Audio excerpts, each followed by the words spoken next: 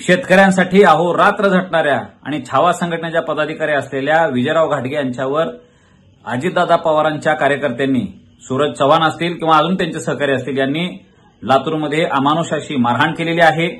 या गोष्टीचा मी जाहीर निषेध करतो। सकल मराठा समाजाच्या वतीनं मागणी करतो की या मगरूर पदाधिकाऱ्यांवरती पोलिसांनी तात्काळ कार्यवाही करावी, गंभीर गुन्ह्यांची नोंद त्यांच्यावर करायला पाहिजे। सरकारचे तुम्ही प्रतिनिधी आहात, ह्या राज्यामध्ये लोकशाही आहे, ठोकशाही नाही, याचं भान तुम्हाला आम्हाला राहिलं पाहिजे।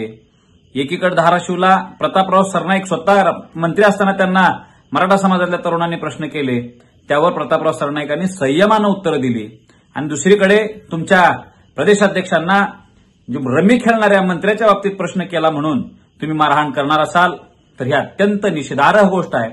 हे खपवून घेतलं जाणार नाही। तुमची प्रतिमा, सरकारची प्रतिमा, सगळ्यांची प्रतिमा राज्यामध्ये आज धुळीस मिळालेली आहे, एवढंच मी या ठिकाणी बोलतो आणि तुमचा जाहीर निषेध करतो।